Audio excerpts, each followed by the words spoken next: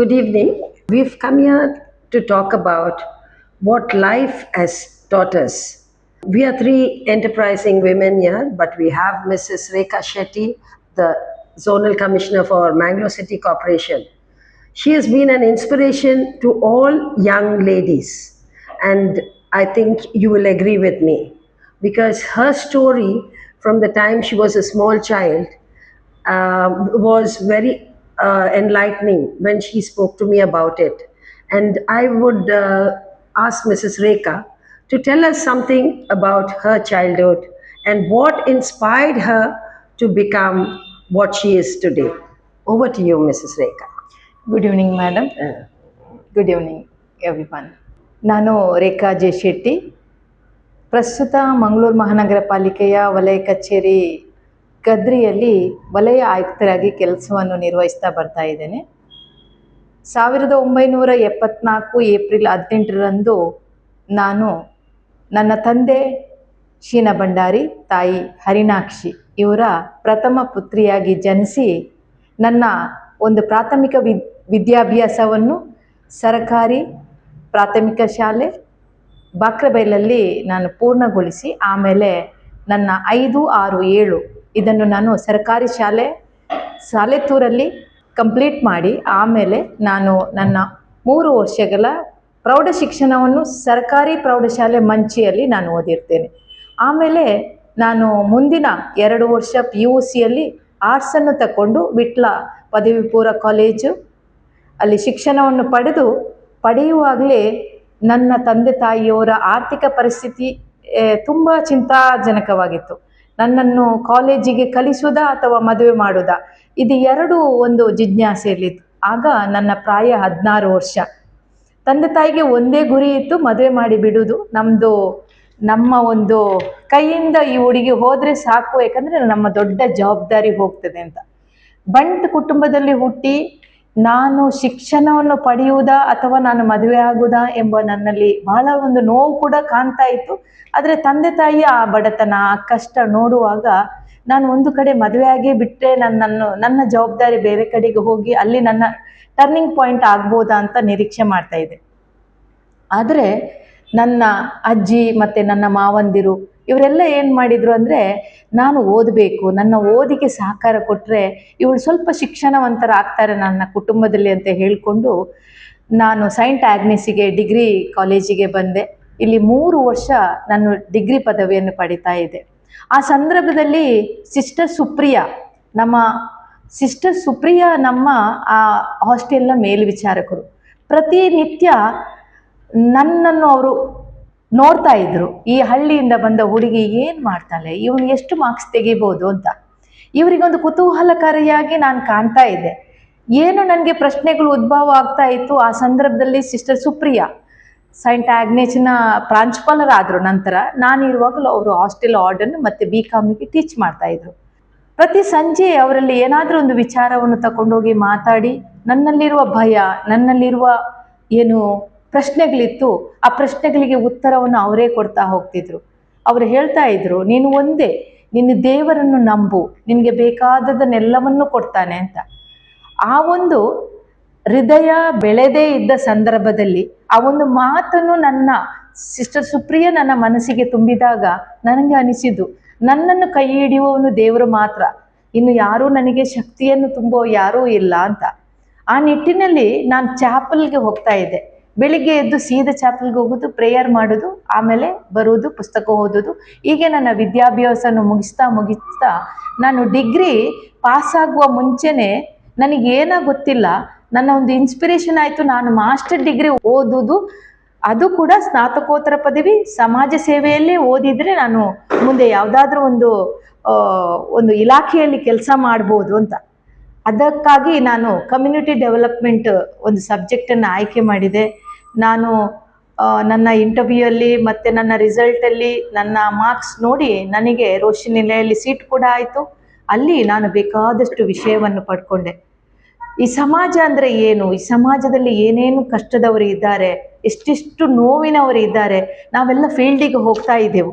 ಆ ಸಂದರ್ಭದಲ್ಲಿ ಆಲ್ಕೋಹಾಲಿಕ್ ಇರ್ಬೋದು ಅಥವಾ ಡಿಸ್ಟ್ರಾಯ್ಡ್ ಫ್ಯಾಮಿಲಿ ಇರ್ಬೋದು. ಅಂದರೆ ಒಂದು ಗಂಡ ಮಕ್ಕಳು, ಆ ಮಕ್ಕಳಿಗೆ ಕೊಡ್ತಾ ಇರುವ ನೋವು ಇರ್ಬೋದು, ಇದನ್ನೆಲ್ಲ ನಮಗೆ ಕಲೀಲಿಕ್ಕೆ ಸಾಧ್ಯ ಆಯಿತು.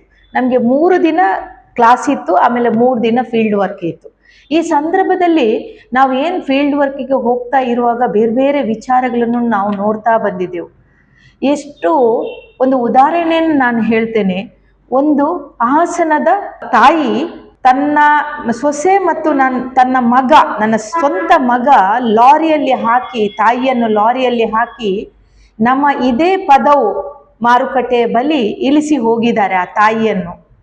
ಸಾಧಾರಣ ಗಂಟೆ 9:30 10 ಗಂಟೆ ಆಗಿರ್ಬೋದು. ನಾನು ರೋಷನ್ ನಿಲಯದಿಂದ ಈ ಪದವು ಆಗಿ ನಾನು ಕುಲಶೇಖರ ಹೋಗುವ ಒಂದು ಸಂದರ್ಭ. ಆವಾಗ ಬಸ್ ಎಲ್ಲ ಬಹಳ ಕಡಿಮೆ, ನಮಗೆ ರಿಕ್ಷಾ ಹತ್ಲಿಕ್ಕೆ 10 ರೂಪಾಯಿನೂ ಇರಲಿಲ್ಲ. ನಡ್ಕೊಂಡು ಹೋಗ್ತಾ ಇದ್ದೆ ಈ ಒಂದು ನನ್ನ ಪದವು ಮಾರ್ಕೆಟ್ ಬದಿಯಲ್ಲಿ. ಆ ತಾಯಿ ರಸ್ತೆ ಬದಿಯಲ್ಲಿ ಕೂತು ಅಳ್ತಾ ಉಂಟು. ಯಾರೂ ಗಮನಿಸುವುದಿಲ್ಲ, ಯಾರ ಭಿಕ್ಷುಕಿ ಬಂದು ನೋಡ್ತಾ ಇದ್ದಾರೆ ಅಂತ ಎಲ್ಲರೂ ಗಮನಿಸುವುದು ಅದೇ ರೀತಿ. ಆದರೆ ನಾನು ಹತ್ರ ಹೋಗಿ ಮಾತಾಡಿದೆ. ಆಗ ಆ ತಾಯಿ ಹೇಳಿತು, ನಾನು ಈ ದಿನ ರಾತ್ರಿ ಸಾಧಾರಣ 3 ಗಂಟೆಗೆ ಒಂದು ಲಾರಿಯಲ್ಲಿ ನನ್ನನ್ನು ತಂದು ಹಾಕಿದ್ದಾರೆ.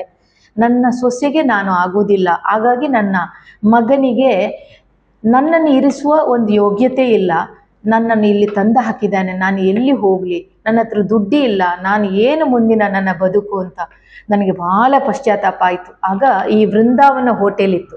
ವೃಂದಾವನ ಹೋಟೆಲ್ನಲ್ಲಿ ಒಂದು ಇಡ್ಲಿ ಸಾಂಬಾರನ್ನು ತಕೊಂಡು ಬಂದೆ. ಪಾಪ ಆ 9:30 ಗಂಟೆಗೆ ಬೆಳಗಿನ ಬಿಸಿಲು ಅದಕ್ಕೆ ಮೈಗೆ ತಾಗಿ ಮೈ ಜ್ವರ ಬರಲಿಕ್ಕೆ ಶುರುವಾಯಿತು. ವೃಂದಾವನ ಹೋಟೆಲಿಂದ ಇಡ್ಲಿ ಮತ್ತು ಚಹಾ ತಕೊಂಡು ಬಂದು ಅದಕ್ಕೆ ಕೊಟ್ಟೆ. ನನ್ನ ಹತ್ರ ಹೇಳಿತು, ಅಮ್ಮ ನನ್ನನ್ನು ಎಲ್ಲಾದರೂ ಒಂದು ಕಡೆ ಮುಟ್ಟಿಸಮ್ಮ, ನಾನು ಈ ರೋಡ್ ಸೈಡಲ್ಲಿದ್ದರೆ ಇವತ್ತೇ ನಾನು ಸತ್ತು ಹೋಗ್ತೇನೆ. ನನಗೆ ತೋಚತಾಯಿತು, ನನ್ನ ಫೀಲ್ಡ್ ವಿಸಿಟ್ ಆಗದಿದ್ರೂ ಚಿಂತೆ ಇಲ್ಲ, ಈ ತಾಯಿಯನ್ನು ನಾನು ಎಲ್ಲ ಒಂದು ಕಡೆ ಸೇರಿಸ್ಬೇಕು ಅಂತ. ಸೀದಾ ಗಿರಿಧರ್ ರಾವ್ ಸಂಜೀವಬಾಯಿ ವೃದ್ಧಾಶ್ರಮಕ್ಕೆ ಆ ಹೆಂಗಸನ್ನು ತಂದೆ. ಅಲ್ಲಿ ತಂದು ಅಲ್ಲಿ ಒಂದು ಅಡ್ಮಿಟ್ ಮಾಡಿದೆ. ಅದಕ್ಕೆ ನಾಮಿನಿ ಯಾರು ಅಂದರೆ ಆ ಏಜಲ್ಲಿ ನಾನೇ ಅದಕ್ಕೆ ನಾಮಿನಿ ಆಗಿದ್ದೆ.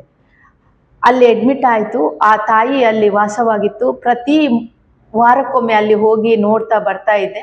ನನ್ನ ತಾಯಿಯಲ್ಲಿ ಹೇಗೂ ಸೀರೆ ಇರಲಿಲ್ಲ, ಆದರೂ 1-2 ಸೀರೆ ತಂದು ಆ ತಾಯಿಗೆ ಕೊಟ್ಟು ಅದನ್ನು ಒಂದು ನೋಡುವ ಕೆಲಸವನ್ನು ಮಾಡ್ತಾ ಇದ್ದೆ.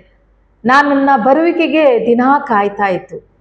ನನಗೆ ಆಗ ಅನಿಸಿತು, ಎಷ್ಟು ಪೇರೆಂಟ್ಸು ಬೀದಿ ಬದಿಗೆ ಬಂದಿದ್ದಾರೆ ಅಂತ. ಆ ತಾಯಿ ಹೇಳಿತು, ನಾನು ಏನೂ ತಪ್ಪು ಮಾಡಲಿಲ್ಲ, ನಾನು ಇಟ್ಟದ್ದು ಆಗೋದಿಲ್ಲ, ನಾನು ಮುಟ್ಟಿದ್ದು ಆಗೋದಿಲ್ಲ, ನನ್ನ ಸೊಸೆ ನನ್ನನ್ನು ಎಕ್ಸೆಪ್ಟ್ ಮಾಡಿಕೊಳ್ಳೋದಿಲ್ಲ. ಆ ದಿನ ನಮ್ಮಲ್ಲಿ ರಂಪಾಟ. ಅದಕ್ಕಾಗಿ ನನ್ನ ಮಗ ಬೇಕು ಅಂತಲೆಲ್ಲ ಸೊಸೆಯ ಒಂದು ಒತ್ತಡಕ್ಕೆ ಒಳಗಾಗಿ ನನ್ನನ್ನು ಲಾರಿಯಲ್ಲಿ ತುಂಬಿಸಿ ಇಲ್ಲಿ ನನ್ನನ್ನು ಬಿಸಾಡಿ ಹೋಗಿದ್ದಾರೆ ಅಂತ. ಈ ಸಮಾಜದಲ್ಲಿ ನೋಡಿ, ನಾವು ಮಕ್ಕಳಿಲ್ಲದವರು ಕೊರಗ್ತೇವೆ, ಮಕ್ಕಳಿಲ್ಲ ಅಂತ. ಮಕ್ಕಳು ಇದ್ದವರು ಈ ರೀತಿ ಮಾಡುವುದನ್ನು ಕೂಡ ನೋಡಿದ್ದೇವೆ. ಹಾಗಾದರೆ ಇದು ನಾವು ಸಮಾಜದಿಂದ ಇದೊಂದು ದೊಡ್ಡ ವಿಚಾರವನ್ನು ಕಲಿತೆವು. ತಂದೆ ತಾಯಿಗೆ ಮಕ್ಕಳು ಹುಟ್ಟಿದಾಗ ಎಷ್ಟು ಸಂತೋಷ ಆಗ್ತದೆ, ಅದು ಬೆಳೀತಾನು ಅದನ್ನು ನೋಡ್ತಾನು ಸಂತೋಷ ಆಗ್ತದೆ. ಆದರೆ ಅವರಿಗೆ ಬುದ್ಧಿ ಬಂದು ಅವರ ಕಾಲ ಮೇಲೆ ನಿಂತು ಅವರಿಗೆ ಮದುವೆ ಆದ ನಂತರ, ಆ ಹೆಂಡತಿ ಬಂದ ನಂತರ ತಾನು ಬೆಳೆಸಿದ ತಾಯಿಯನ್ನು ನೋಡದೆ ಆ ಹೆಂಡತಿಯ ಮಾತನ್ನು ಕೇಳಿ ಎಷ್ಟೋ ಜನರು, ಎಷ್ಟೋ ಯುವಕರು, ಎಷ್ಟೋ ಶ್ರೀಮಂತರು ಆಶ್ರಮದಲ್ಲಿ ಕೊಂಡೋಗಿ ಹಾಕಿದ್ದನ್ನು ನಾವು ನೋಡ್ತಾ ಇದ್ದೇವೆ. 1 ವಾರದ ಹಿಂದೆ ಕೂಡ ನಾನು ನಾವು ವೈಟ್ ಹೌಸ್ಗೆ ಹೋದಾಗ ಅಲ್ಲಿ ಎಷ್ಟು ಅನಾಥ ತಾಯಂದಿರಿದ್ದಾರೆ. ಇವರೆಲ್ಲ ಬರಲಿಕ್ಕೆ ಏನು ಕಾರಣ? ಮೊದಲಾಗಿ ನಮ್ಮ ಸಮಾಜದಲ್ಲಿ ನಾವು ಕೊಡ್ತಾ ಇರುವ ಗೌರವ ಅಗೌರವ ಗೊತ್ತಿಲ್ಲ. ಅಂತೂ ಅಪ್ಪ ಅಮ್ಮ ನಿಜವಾಗಿ ನಮಗೆ ಕಣ್ಣಿಗೆ ಕಾಣುವ ದೇವರು.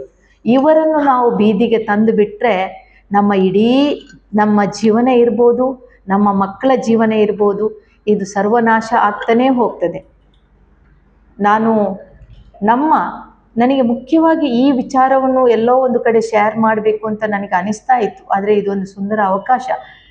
ಯಾವುದೇ ತಂದೆ ತಾಯಿ ಇರಲಿ, ತಮ್ಮ ಮಕ್ಕಳನ್ನು ಬೆಳೆಸುವಾಗ ಬಹಳಷ್ಟು ಕಷ್ಟಪಟ್ಟಿರ್ತಾರೆ. ಅದು ಬಡತನ ಇರ್ಬೋದು, ಶ್ರೀಮಂತನೇ ಇರ್ಬೋದು. ಆದರೆ ದೊಡ್ಡದಾದ ನಂತರ ನಮ್ಮ ತಂದೆ ತಾಯಿಯನ್ನು ನೋಡುವಂಥದ್ದು ಬಹಳ ಜವಾಬ್ದಾರಿ. ನಮ್ಮ ಜವಾಬ್ದಾರಿ. ನಾವು ಅವರನ್ನು ಬೀದಿಗೆ ತರುವುದಲ್ಲ, ಅವರಿಗೆ ಒಂದು ಅವರಿಗೆ ಕೊನೆಯ ಕ್ಷಣದಲ್ಲಿ ನಮ್ಮ ಪ್ರೀತಿ ಮಾತ್ರ ಬೇಕಾದದ್ದು. ಅವರಿಗೆ ಯಾವುದೇ ಆಶೆಗಳು ಇರುವುದಿಲ್ಲ. ನನ್ನ ಮಕ್ಕಳು, ನನ್ನ ಸೊಸೆಯಂದರು, ನನ್ನ ಮೊಮ್ಮಕ್ಕಳು ಪ್ರೀತಿ ಮಾಡಲಿ ಎಂಬ ಒಂದೇ ಒಂದು ಆಶೆ ಒಂದು ಪೇರೆಂಟ್ಸಿಗೆ ಇರ್ತದೆ. ದಯವಿಟ್ಟು ನಮ್ಮ ಸಮಾಜ ಆದಷ್ಟು ನಾವು ಆಶ್ರಮಗಳನ್ನು ನಾವು ಕಟ್ತಾ ಹೋಗ್ತಾ ಇದ್ದೇವೆ, ಆಶ್ರಮದಲ್ಲಿ ಜನರು ತುಂಬುತ್ತಾ ಹೋಗ್ತಾ ಇದ್ದಾರೆ. ಇದು ಆಗಬಾರದು. ನಮ್ಮ ಮನೆಯೇ ನಿಜವಾಗಿ ಒಂದು ಆಶ್ರಮ ಆಗಬೇಕು. ನಮ್ಮ ಮಕ್ಕಳು ನಮ್ಮನ್ನು ನೋಡುವಂತಾಗಬೇಕು. ನಾವು ಯಾರು ತಂದೆ ತಾಯಿ ಇದ್ದಾರೆ ಮನೆಯಲ್ಲಿ, ಅವರಿಗೆ ಗೌರವ ಕೊಡುವಂಥ ಒಂದು ಪರಿಸ್ಥಿತಿ ನಿರ್ಮಾಣ ಆಗಬೇಕು. ಇದು ನನ್ನ ಒಂದು ವಿಚಾರವನ್ನು ನಾನು ಮನದಾಳದಿಂದ ಹೇಳ್ತಾ ಇದ್ದೇನೆ.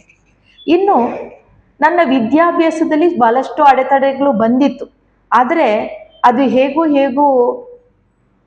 ನನಗೆ ಅದು ಸಮಾಜವ ಅಥವಾ ನನಗೆ ಪರಿಸರವ ಅಥವಾ ನನ್ನ ಸ್ನೇಹಿತರ ಮೋಟಿವೇಶನ ಅಥವಾ ನನ್ನ ಸಂಬಂಧಿಕರ ಎಲ್ಲರ ಒಂದು ನನಗೆ ಸಹಕಾರ ಸಿಕ್ಕಿದ ಕಾರಣ ನಾನು ಒಂದು ಸ್ನಾತಕೋತ್ತರ ಪದವಿಯನ್ನು ಪಡೆಯಲು ಸಾಧ್ಯತೆ ಆಯಿತು. ನಂತರ 1996 ಜೂನ್ 3ಕ್ಕೆ ಜಯರಾಮ್ ಶೆಟ್ಟಿ ಅಂತ ಲೆಕ್ಚರರ್ ಜ್ಯೋತಿ ಬಲ್ಮಠ ಜೂನಿಯರ್ ಕಾಲೇಜಿಯಲ್ಲಿ ಇದ್ದಂಥ ಅವರನ್ನು ನಾನು ಮದುವೆ ಆಗಿ 3 ಮಕ್ಕಳು ಕೂಡ ಆಯಿತು.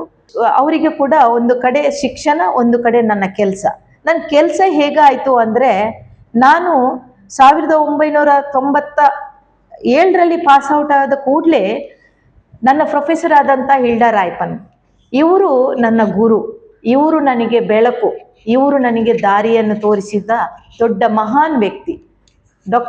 ಪ್ರೊಫೆಸರ್ ಹಿಲ್ಡಾ ರಾಯ್ಪನ್ ನನ್ನ ಕಣ್ಣು ನೋಡಿ ಹೇಳಿದರು, ಮಗಳೇ, ನಿನಗೆ ಕೆಲಸ ಇಲ್ಲ ಅಂತ ನೀನು ಬೇಜಾರು ಮಾಡಬೇಡ, ನಾಳೆ ನನ್ನ ಪ್ರಜ್ಞಾ ಇನ್ಸ್ಟಿಟ್ಯೂಷನ್ನಲ್ಲಿ ನಿನಗೆ ಕೆಲಸ ಇದೆ, ನೀನು ಬಾ ಮಗಳೇ ಅಂತ. ವೆರಿ ನೆಕ್ಸ್ಟ್ ಡೇ 1997 ಜುಲೈಯಲ್ಲಿ ನನ್ನ ಕೋರ್ಸ್ ಮುಗಿದಿತ್ತು. ವೆರಿ ನೆಕ್ಸ್ಟ್ ಡೇ ನನಗೆ ಅವರು ಕರ್ಕೊಂಡೋಗಿ ಅಲ್ಲಿ ಕೆಲಸ ಕೊಡಿಸಿದ್ರು.